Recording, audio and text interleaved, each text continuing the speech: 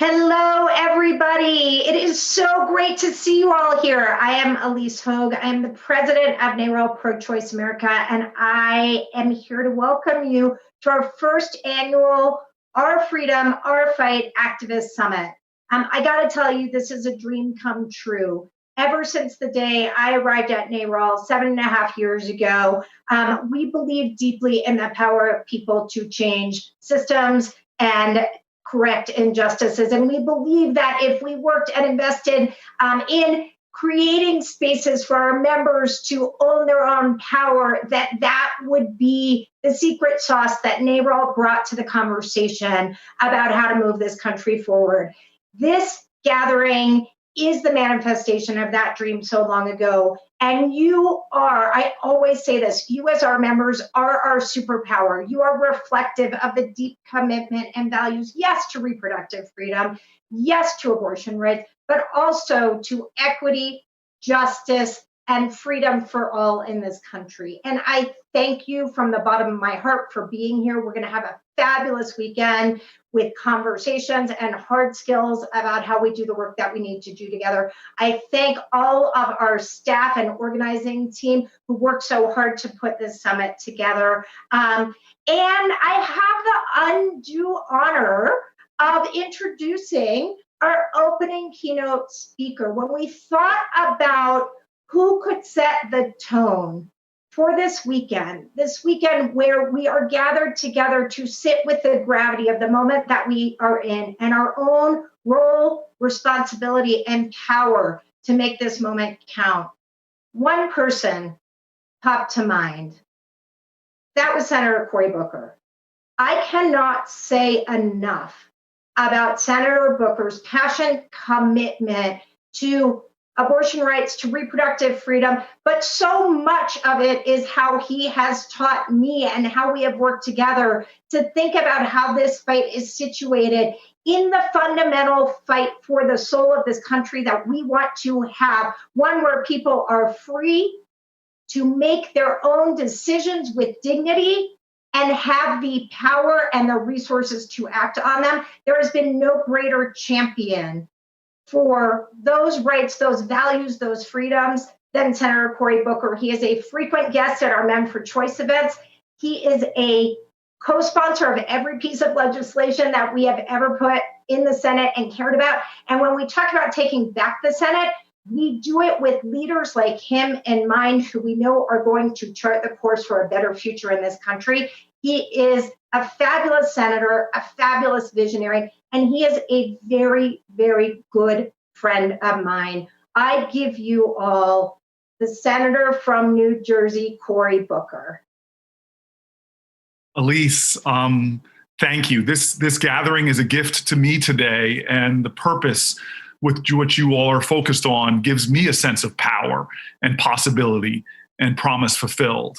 Elise, you are truly are a friend and have been in personal ways over the last year of my life that I will never forget. And you were also in the pantheon of wonder women in my life. And I'm just grateful that you would invite me to be with you today. And I want to be very personal. I said to Elise before we came on live that this has been a stretch where the soil of my soul has been tilled up. And in many ways, in those moments, seeds can be planted, but we still are struggling. We are in struggle and in pain and hurting. I always say, if America hasn't broken your heart, then you don't love her enough. Well, these are heartbreaking times for people who are in love with this nation and her people. And I just want to go very personal with you because I'm sitting in Newark, New Jersey. I'm sitting in a low-income Black and brown community. We don't mistake wealth with worth here. And the issues of this conference lay at the center of the justice of my community. And I tell you, I got my BA from Stanford, but my PhD on the streets of Newark. And my greatest professors were these incredible women, pillars of our community, who schooled me, who took me under their wings, who taught me, who got me into politics. I would not be here today if it wasn't for these women.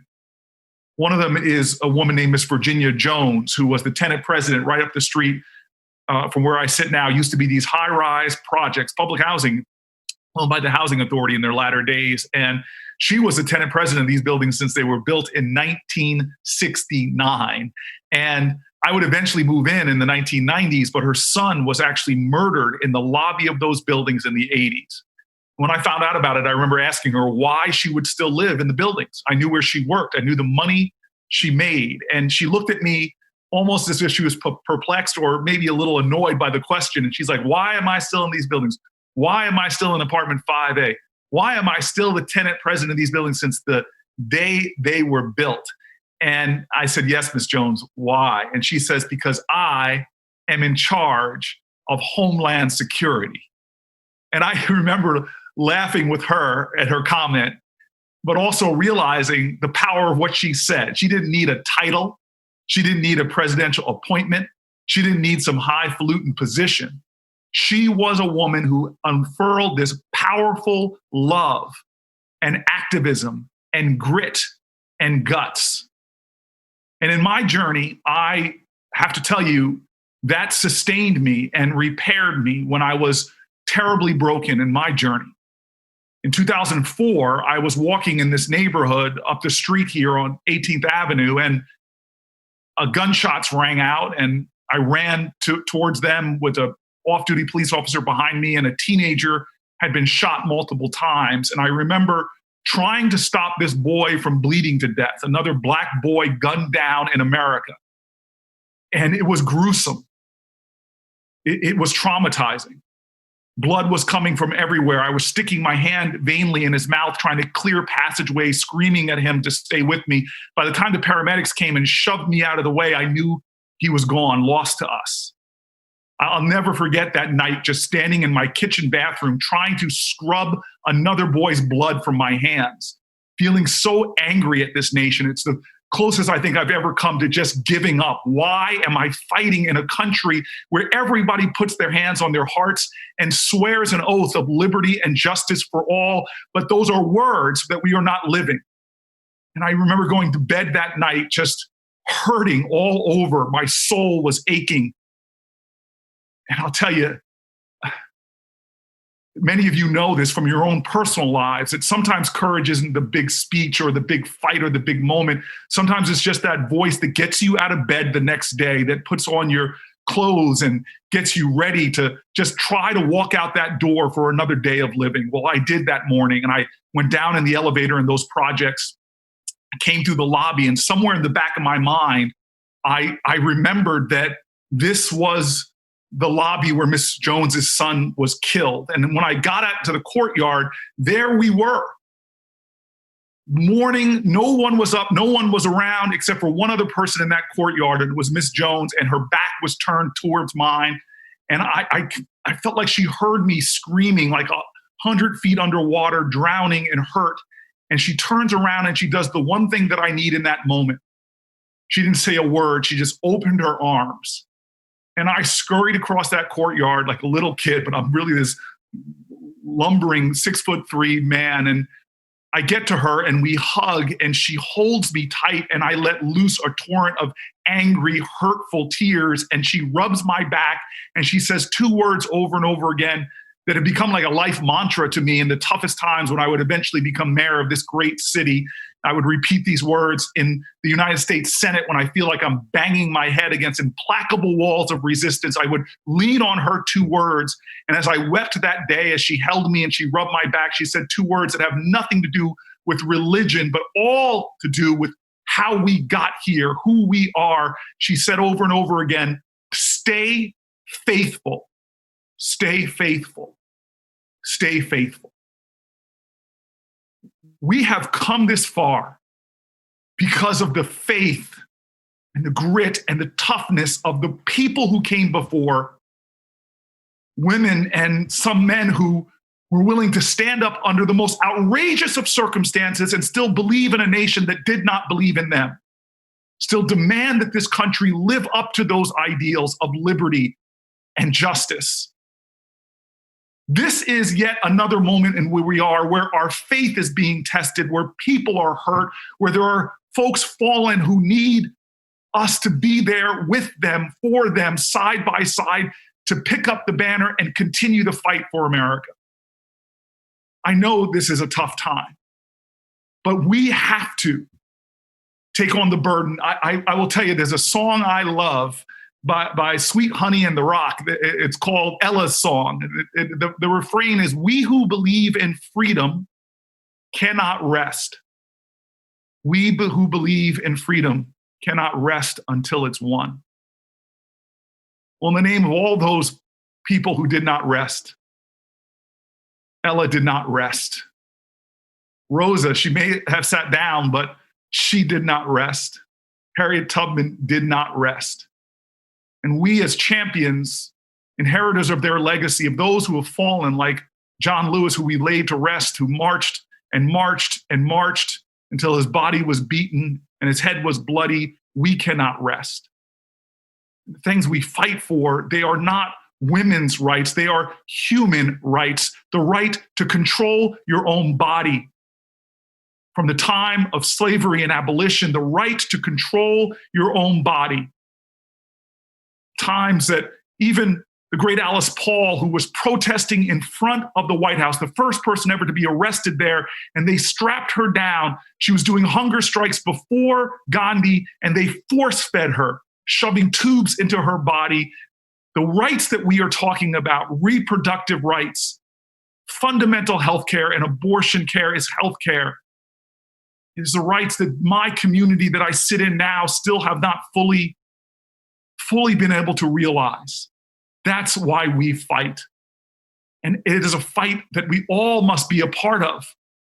I say this time and time again to the men, and I know there are men listening in this gathering, that you cannot separate justice, that injustice anywhere, as King said, is a threat to justice everywhere. Whether it is economic rights, reproductive rights, criminal justice, environmental justice, they are all interwoven in the same fabric, same destiny. And we need to stand up with women and understand that not because women are our mothers or our wives or our sisters or our friends, but because all people deserve the right to control their own body, their own health, their own destiny. Full stop. This is one movement and one love. And this election, I tell you right now, this election is where we must, in this chapter of American history, show that justice can prevail. But that brings me back to the women on this call. I remember that day in January when Donald Trump was sworn in. I remember thinking that maybe he would give a speech that would speak to our higher virtues, but instead I heard one about carnage and that was divisive and degrading. It was such a bad speech that I still remember watching George Bush and Bill Clinton walk out together. And I saw George Bush turn to Bill Clinton, and I'm told that what he said was, and this is a presidential quote, so forgive my language, he said, "Well, that was some strange shit." And I remember that night going home and feeling my heart breaking and worrying. And I curled up in my basement apartment and just began to have my mind go through all the things that they now have the power to do. They control both houses of Congress and the White House. I thought about Supreme Court seats. I thought about reproductive health. I thought about health care and immigration. And as I felt myself spiraling into sleep, I got woken the next morning by, it seemed like an army of Miss Joneses, millions of women who understood that hope, it's not a feeling. Hope is the active conviction that despair will never have the last word. And millions of people, women across the country, took to the streets as if it was a message that I took personal, that this is not a time to curl up, to give up, or to shut up. It is a time to stand up, to rise up, to speak up, to act up and get in some good trouble.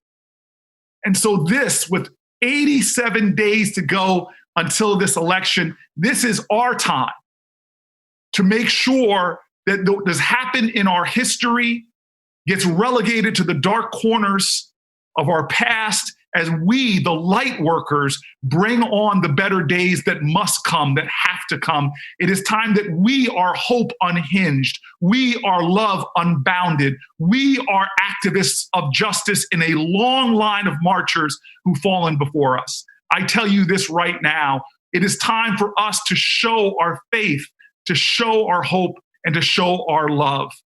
I have faith in us. I know that in this country still today, the power of the people is greater than the people in power. So much is on the ballot right now, not just for those of us who are the living, but for generations yet unborn. This is the most important election, I believe, not just of our lifetime, but one of the greatest, most important elections of the history of our country. And we have the power. We have the ability. We can be the hope. We can be the faith. We can be the love. Thank you all for your conviction. Thank you for your heart and your courage. I know that better days are to come, not just because of some Pollyannish belief, but I know that we are going to make it happen. Thank you very much.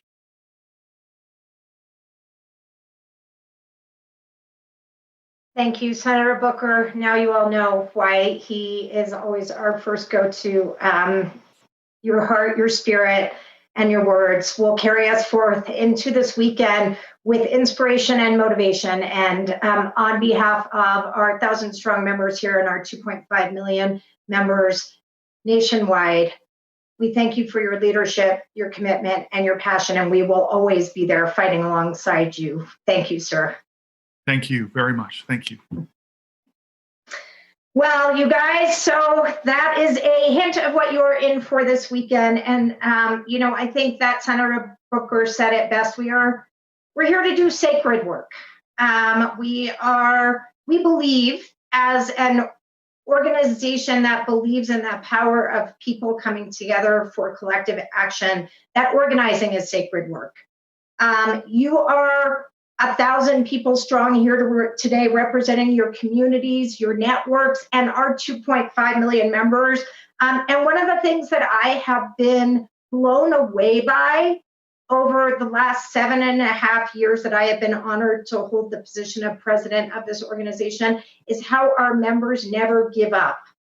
The last 3.5, almost 4 years have been incredibly trying. But it wasn't a walk in the park before that either, right? We were tracking the erosion of these fundamental freedoms at the state level, my home state of Texas, where women and pregnant people were the canaries in the coal mine in terms of needing access to abortion care and reproductive health care that they could not get because of takeovers at the state legislative level that is happening all over this country. Our fight is a long one. And it is one in which I have seen you rally time and time again over the last 7.5 years, even as the stakes got harder. We spent months in 2018 fighting the Kavanaugh confirmation at rallies around the country and in DC, lobbying our senators. And we lost the vote count by 1, but I always argue we won that fight because their intention in the way that fight went down was to try and dissuade us from speaking our truth and organizing. And we never stopped, and we came back stronger than ever and funneled that energy into the historic 2018 elections, where we not only flipped the House with the most diverse, most pro-choice freshman class in the history of this country, but we flipped state legislatures. We flipped governor seats around the country because NARAL members know that change must come from the ground up as well as at the top, the presidency and the Senate. We never, ever stop fighting. And this is the fight of our lives, just as Senator Booker said. We are at an existential moment. We are at a moment where every vote, every conversation, every postcard, every call, every text could be the one that puts us over the edge. And in our time together this weekend, we're going to talk about that. We have key sacred work to do, where NARAL members are a piece of a much larger fabric, a much larger puzzle. But if we're not doing our work, then it all falls apart. We do this in beautiful coalition, and our coalition partners depend on us just like we depend on them.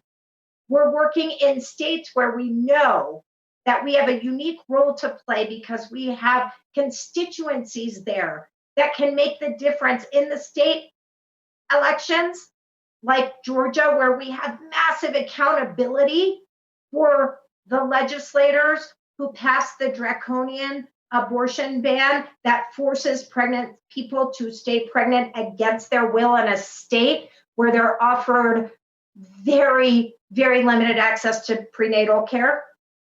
And we have a key role to play in flipping the Senate so we get out of the gridlock that we're in, so we get to restore balance to the courts, where we get to start to move legislation again. We have legislation that we know serves America, serves our people, serves pregnant people and people who need access to health care that has been stopped in the Senate, where champions like Senator Cory Booker and Elizabeth Warren stand poised to move this legislation forward when we do our work of mobilizing these voters who we know can make the difference in states like Maine, Colorado, Arizona, North Carolina, South Carolina, Iowa, places where NARAL has been building strength for a very long time, which are suddenly in play because we are at this moment of national reckoning where people want change.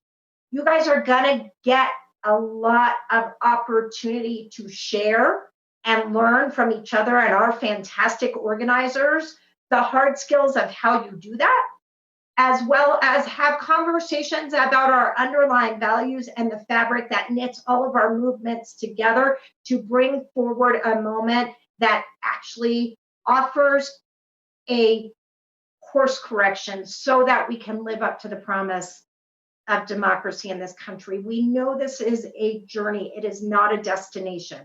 And at the same time, we know the next 90 days to November 3rd are one of the most perilous and important points in that journey.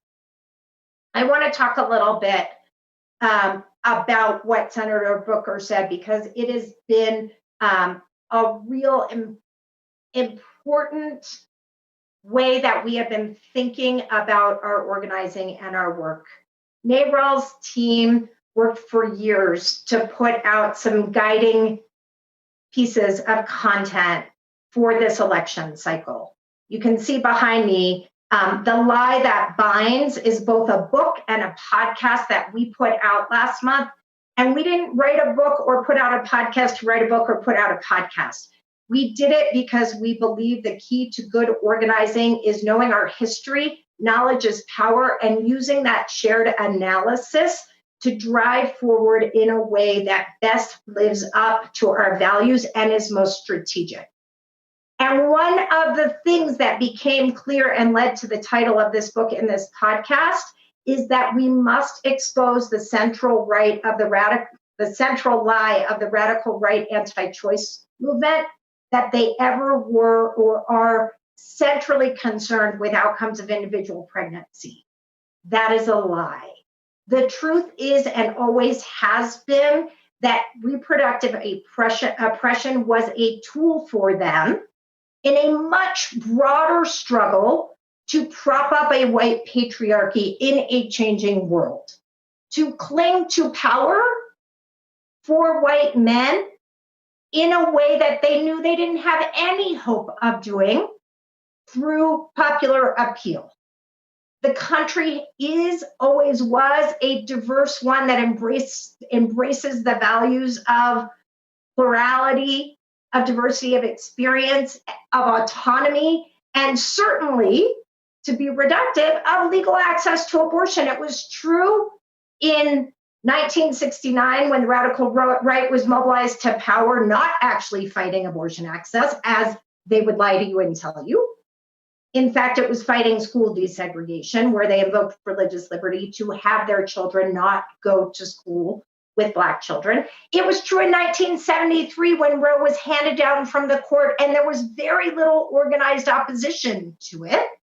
It was true in 1978 when this governing group of radical right movement architects had lost the fight for school desegregation, not because we solved structural racism in the schools, but because the Civil Rights Act became law and they had exhausted all legal avenues. And when Phyllis Schlafly and her crew had won the ERA, becoming one in a long line of white women propping up the white patriarchy by oppressing through gender and racial oppression.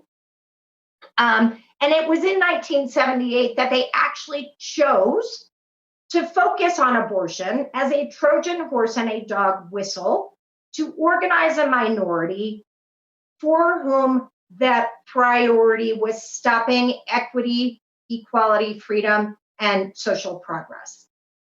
And it remains true today when 77% of America believes in legal access to abortion and all of the values that go along with that. I've been asked a lot since we put this content out, why did they choose abortion when they had registered no dissent in Roe? In fact, the leading evangelicals at the time affirmed Roe when it came down. And through our research, what we can determine are two things.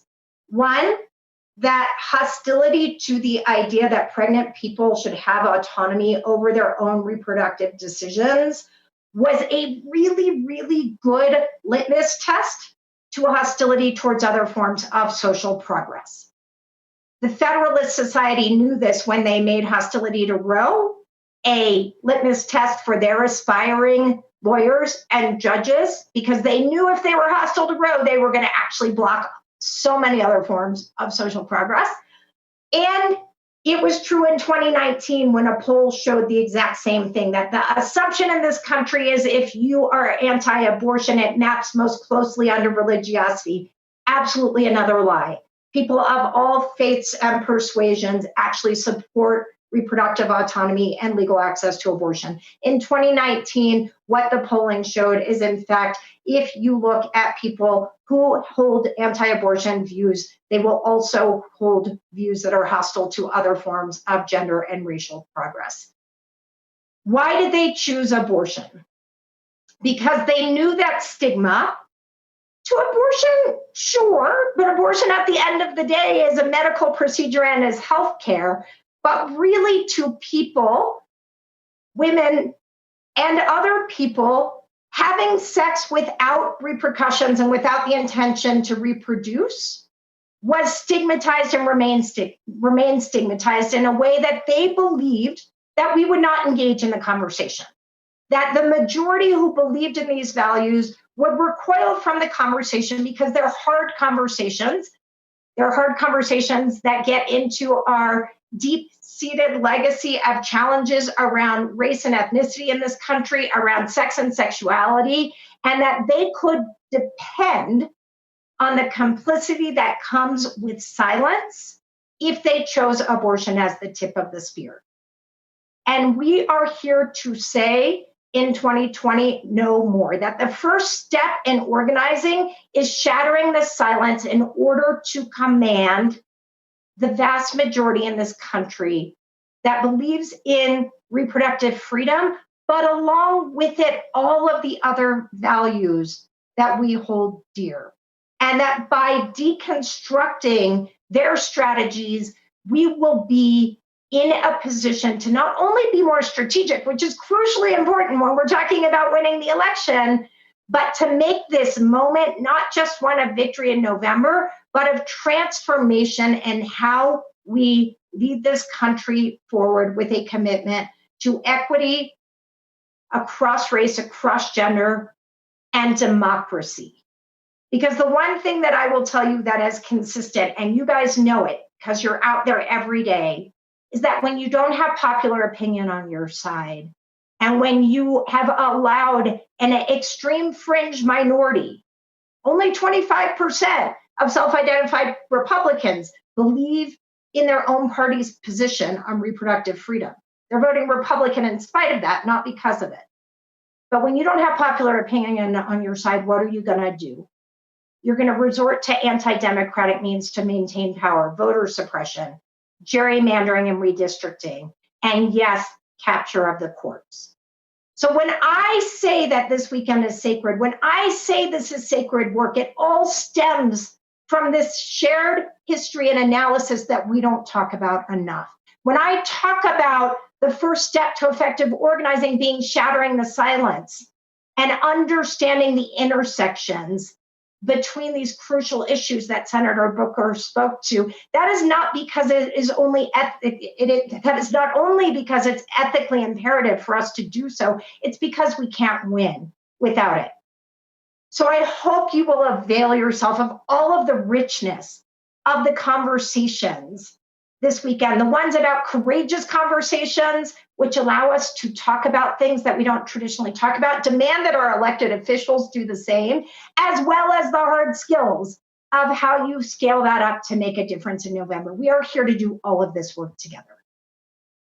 Before I introduce Senator Elizabeth Warren, I want to leave you with a couple of Audre Lorde quotes. She is a poet, she is a visionary, she is an inspiration to me and always has been, that I think perfectly fit this moment and where we are in grounding our organizing.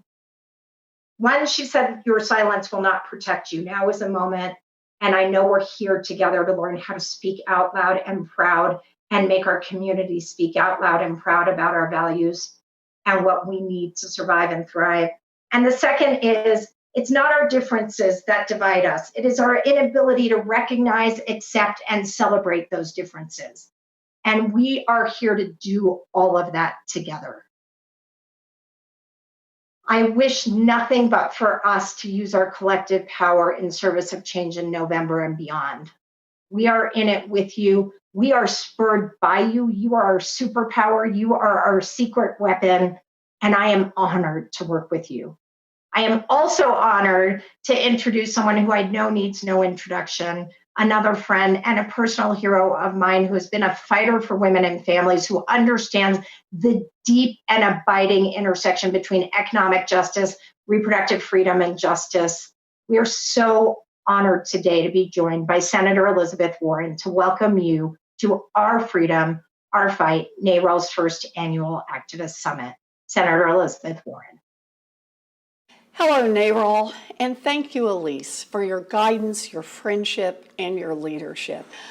I'm so sorry that we couldn't do this in person, but I'm glad to send along this message. I want to thank you for all the hard work that you are doing in Washington and all across this country to fight for reproductive freedom.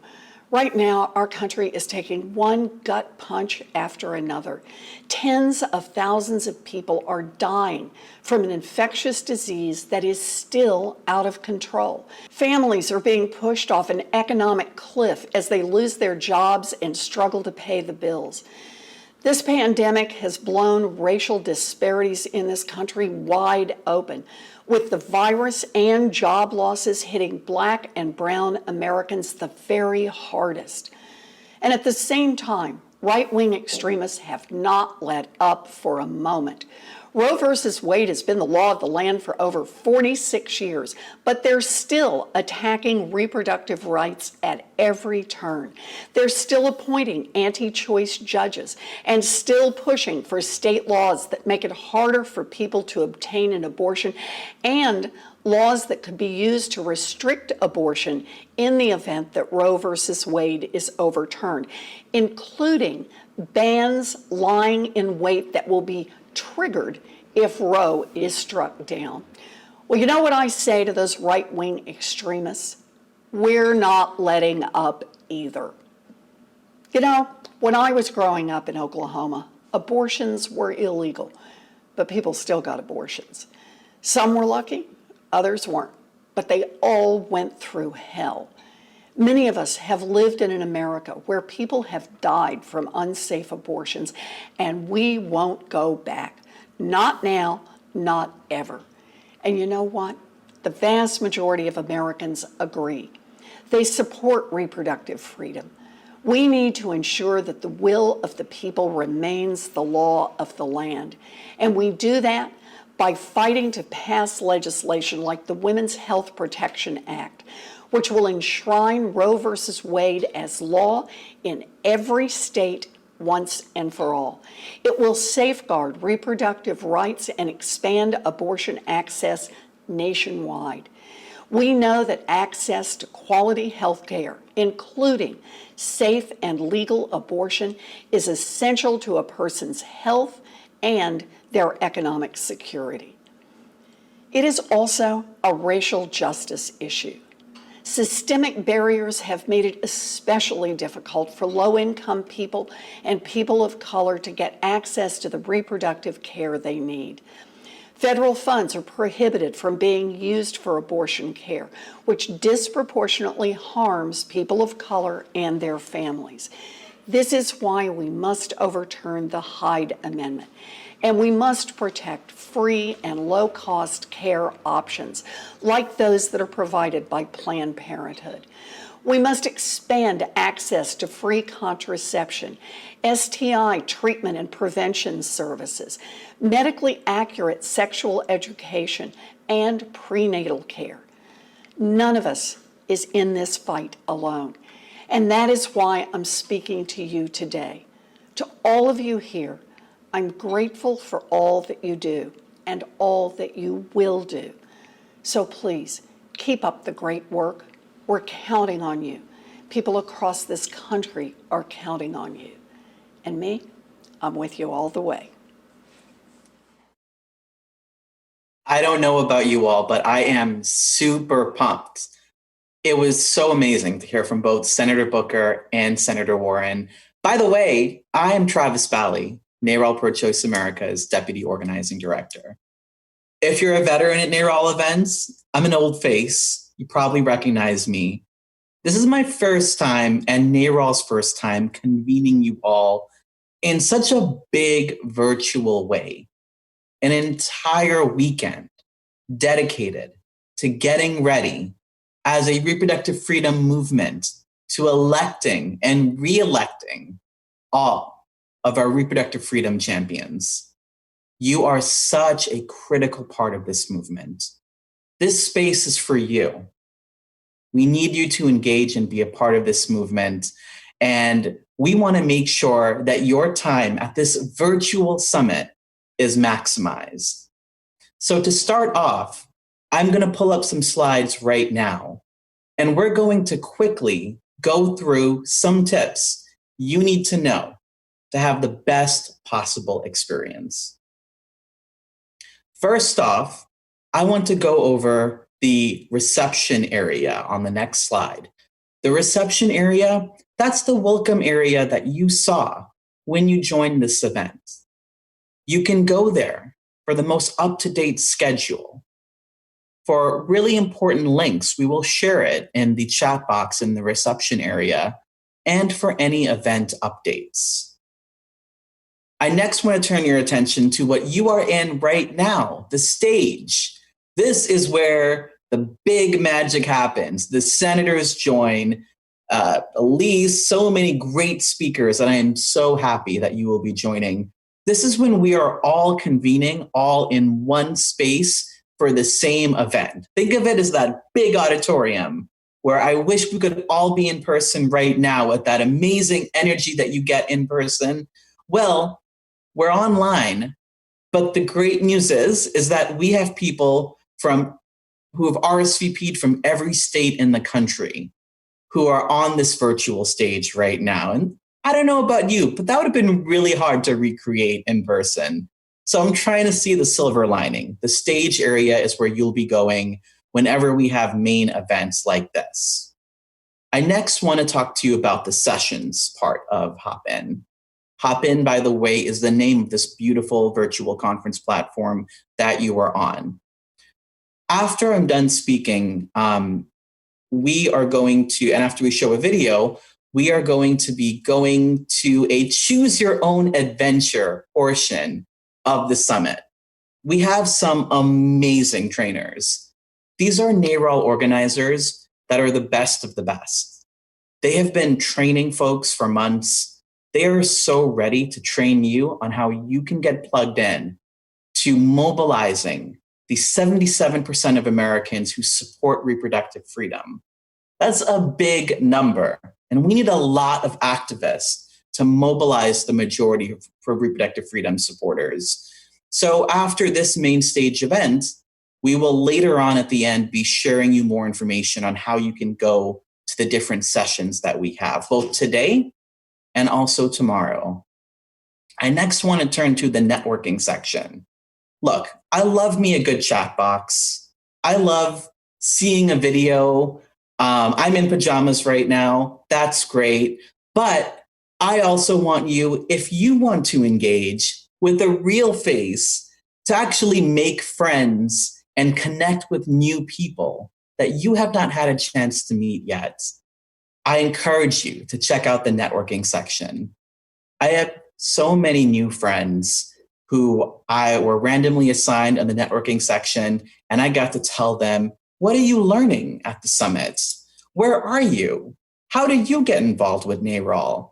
And making new friends that I don't know currently, that's the beauty of the networking section.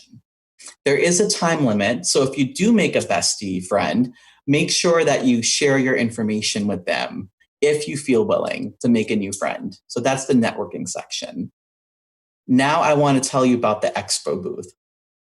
There are some amazing things in the expo booth, let me tell you. So please go check it out.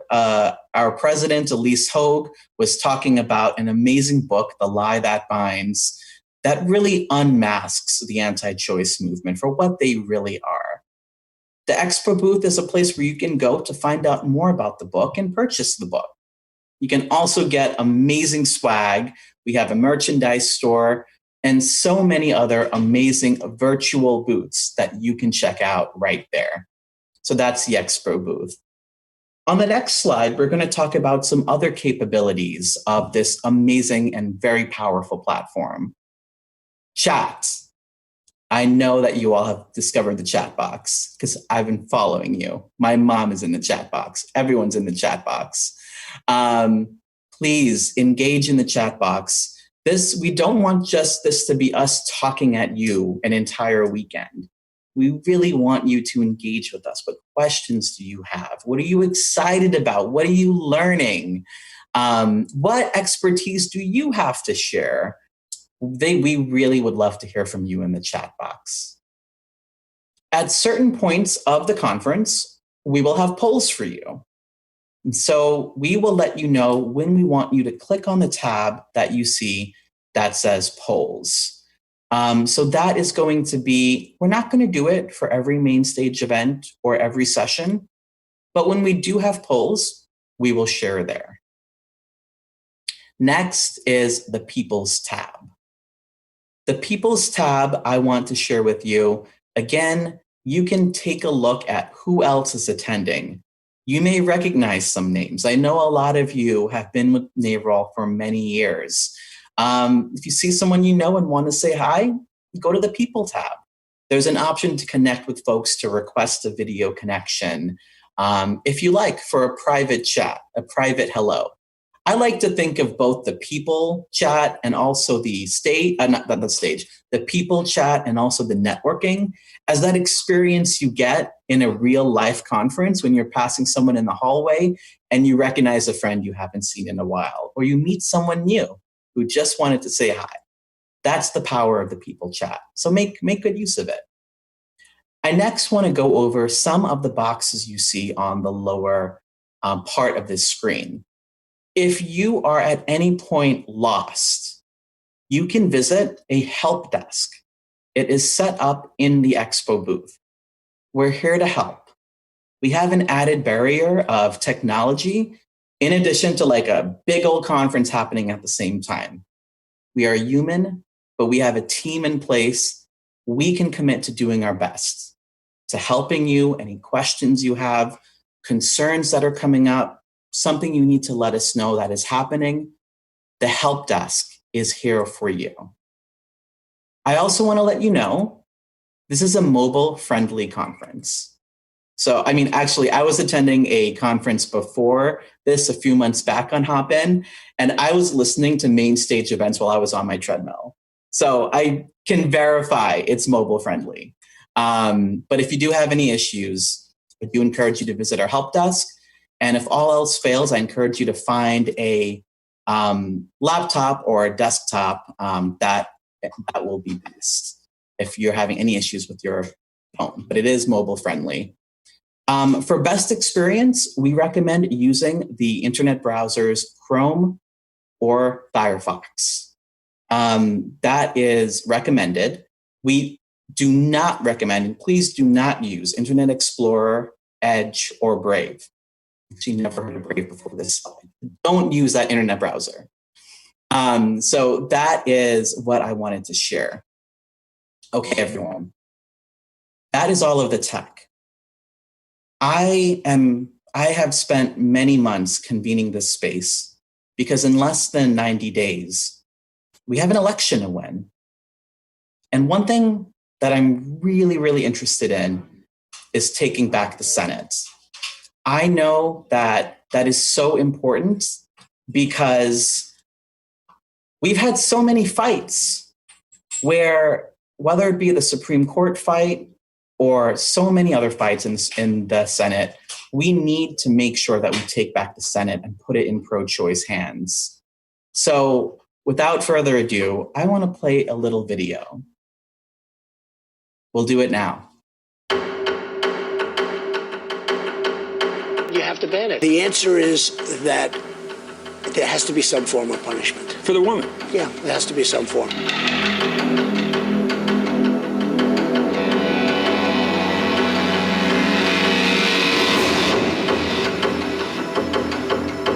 I can't help but think about the enormous accomplishments we've had together over the past several years for this great state with President Donald Trump. The president, we have very good discussions. He tends to be very gracious and he tends to listen.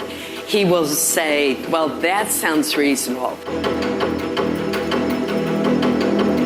Nobody has been more pro-life as president than I have. Do you want to see the court overturn Roe v. Wade? Well, if we put another 2 or perhaps 3 justices on, that's really what's going to be, that will happen. Will you stand with him at a rally in Colorado? I hope everybody will. And I hope my colleagues will do the same. I invite all of them to do the same. And we do have to support the president in a number of his policies. I believe that he's changed his position on a few issues. He's moderated his position. I was, in a meek fashion, pro-choice, but I become pro-life. Would you appoint justices to the Supreme Court that would overturn Roe v. Wade? Yes, and I think it's a possibility to do.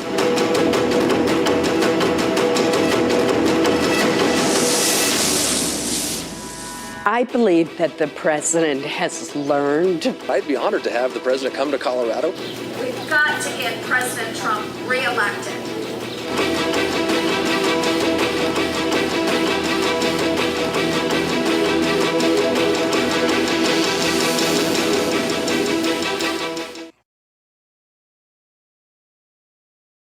Wow.